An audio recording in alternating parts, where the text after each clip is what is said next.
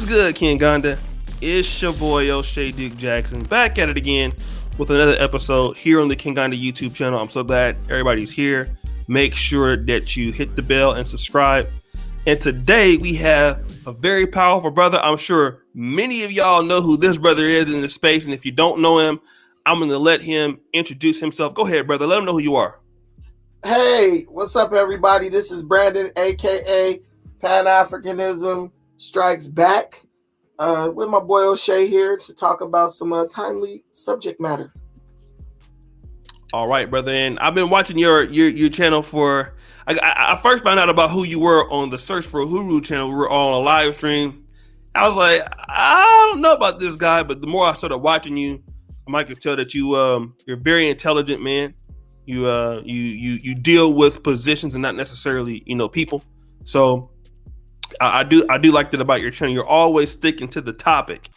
And one of the things you talked about on your live stream yesterday was that Black people are fighting each other to be underneath white supremacy. I thought that was very, very powerful. Why do you say that? I say that because that's exactly what Black people are doing, O'Shea. And just so you know, I've always liked you. I've always thought you were a great guy.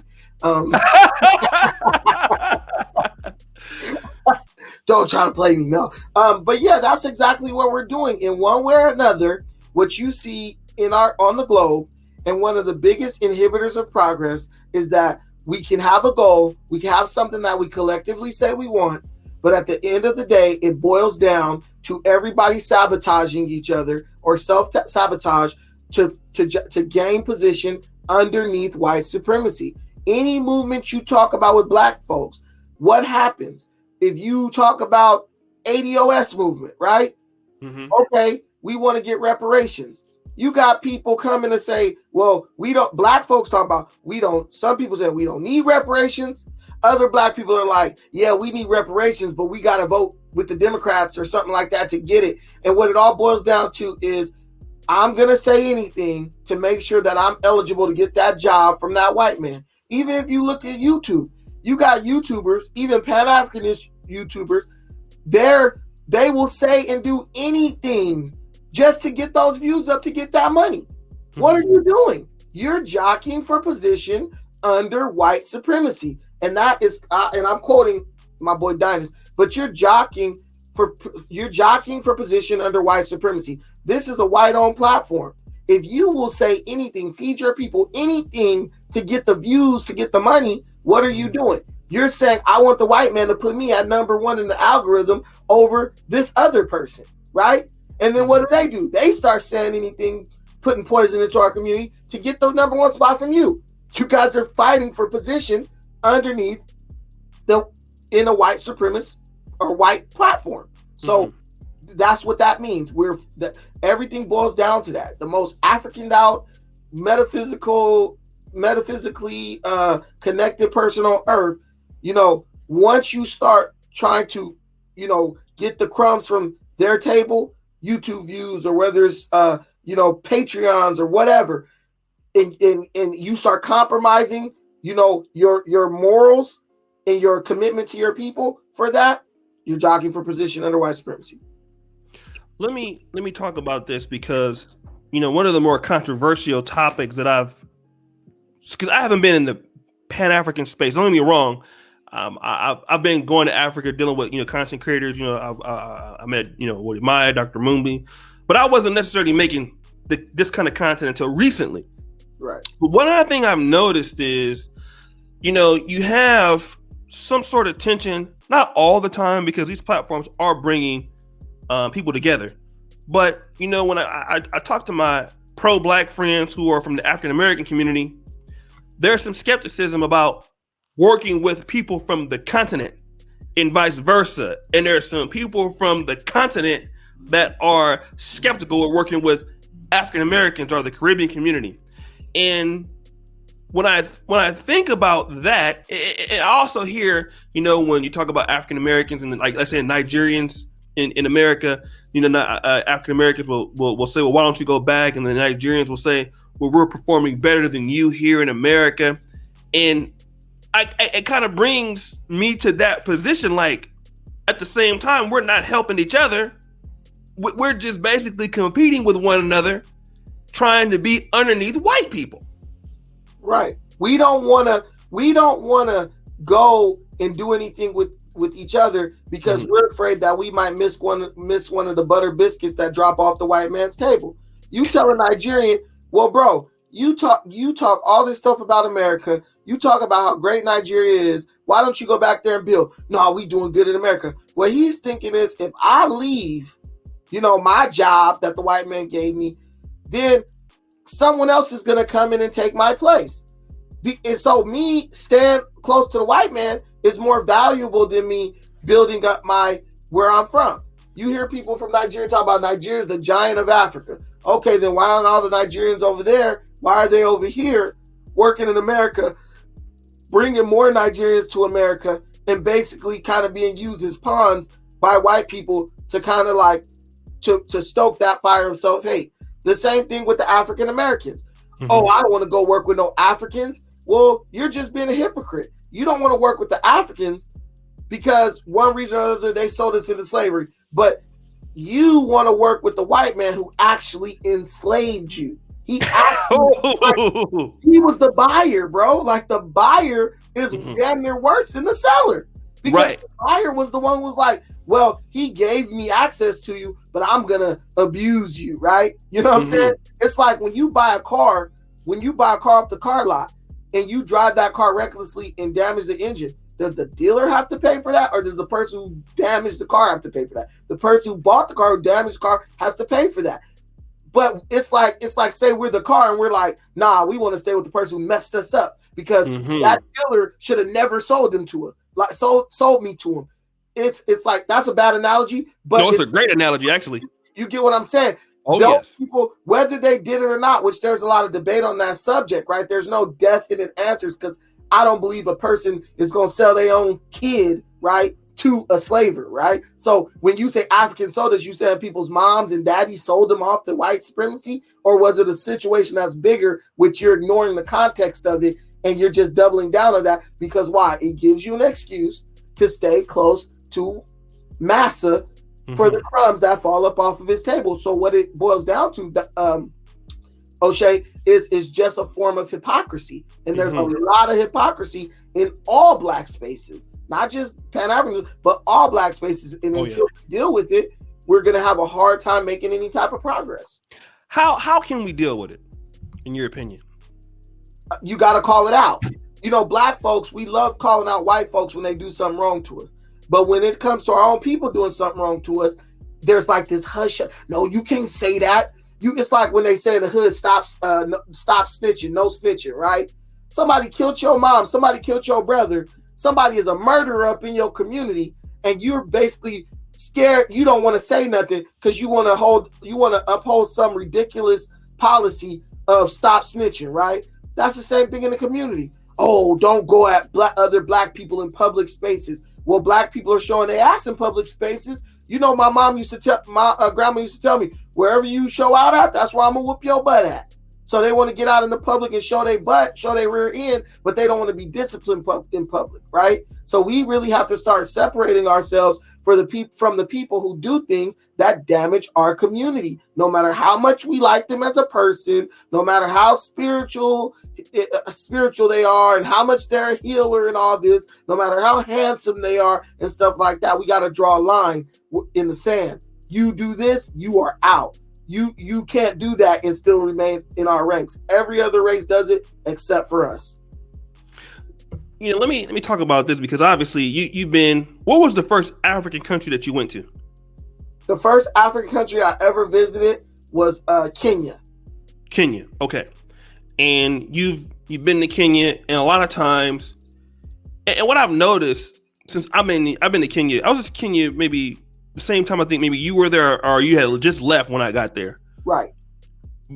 But what I noticed in Uganda and Kenya is that you have, some people that are doing like big, huge things, like just within the community that make a lot of money. Like I wouldn't say that I was shocked, but I was shocked to the amounts of things that some people, Africans, were doing that were successful.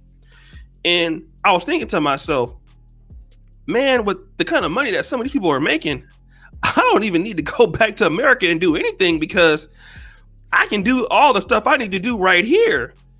And when you try to tell African Americans, that we need to build a relationship with other blacks, number one, African Americans, our own community, and then other black people in the diaspora to give ourselves an opportunity. And with Africa, they look at you as if they don't believe you, as if, people are not doing well in Africa. You can't make opportunities for yourself happen. What do you say when, let's say if you tell your friends or your family some of the things, opportunities are in Africa that we can do, that we could depend on each other more and not depend on the white folks as much to do what we need to do?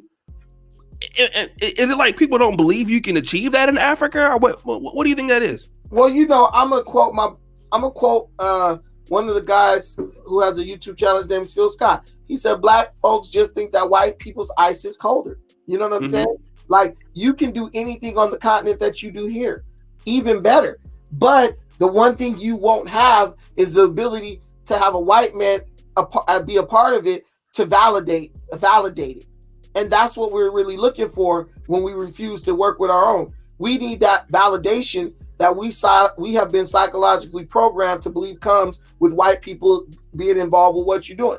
I mean, I don't want to say any names on here, but I know a particular person who produced a bunch of documentaries, right?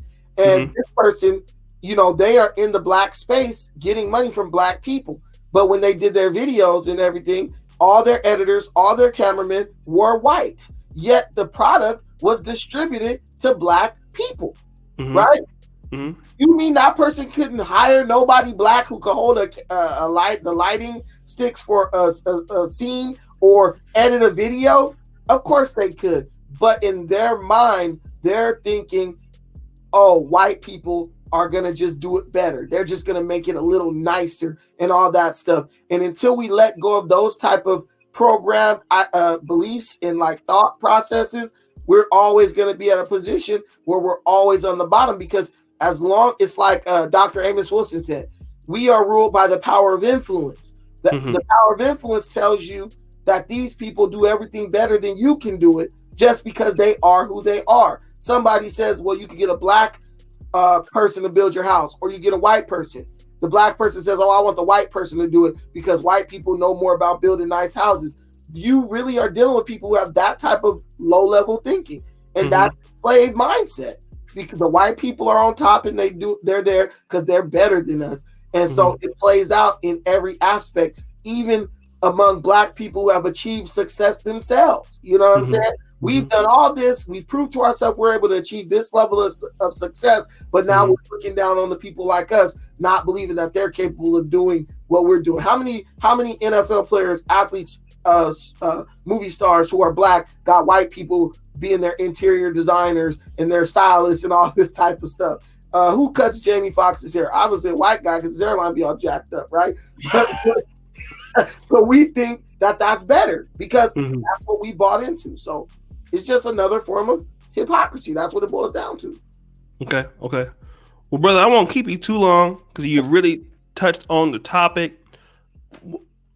Tell people about your channel, Pan-Africanism Strikes Back, and what should they be able to expect if they come over and experience your channel? Pan-Africanism Strikes Back, right there. Pan-Africanism is striking back. Like, Pan-Africanism, in my opinion, is the most pure, it's the purest ideology that has ever been created in the African space, right? If you look at all these different movements that whether it's the Nation of Islam, the Civil Rights Movement, all these things, all these movements simply encompass different aspects of Pan-Africanism, right? Let's unite, let's get together economically, let's get together, politically, and let's get together spiritually, right? Look at Martin Luther King. What was he talking about? Boycott the bus. That's getting together economically. You withhold your money and you force them to do what you want them to do. Let's go, everything was about God. He was a reverend. Let's get together spiritually, right? And then let's go talk to the president and force the people in charge to do something. That's getting together politically. Nation of Islam, do for self. Let's start businesses. Let's get together under one God. All this was highlighted in Marcus Garvey's, Pan-Africanism. He highlighted all these things. So the strategy was never bad. The strategy was really good. But what happened was, once he died, people just tried to splinter it off into other groups who were essentially preaching the same message, but just doing it a different way, right? So, and the only problem is, whenever their ideas and their efforts don't work or fail, Pan-Africanism gets to be the whipping boy and the blame for all that. That's why you see people say Pan-Africanism is dead and all this stuff. It's not dead. You're just not truly embodying it, for what it is. You're not utilizing for what it is. You're just trying to take pieces and pick it and choose it. So Pan-Africanism Strikes Back is a channel where Pan-Africanism is no longer going to be the whipping boy. We're going to start fighting back. We're going to start using these airways, these microphones, and our voices to fight back against all the people who seek to blame and attack Pan-Africanism because things don't go right with what they want to do. And we're going to show people that we can come together economically, spiritually, and politically and get things done, And I believe that we're doing that in a major way, especially with the OAP, which is my project. We're moving faster than anybody else, getting more done than anybody else in a shorter amount of time, more honest, more transparent, more effective. And I will put that up against anybody, anywhere, anytime, because I know it, it has a real leader, me, and I'm a true Pan-Africanist who's not trying to just do it because it's the trend or it's the fad. I'm doing it because I believe in it and I want to see it work and I want to see our people do better. So that's what you'll find over at my channel. All right, well, guys, make sure you go check out the first comment pinned to the top. That's Brother Pan-Africanism Strikes Back, and I really do thank him for coming over here to the King Ganda YouTube channel. And guys, no problem. And always remember, King Ganda forever. We out.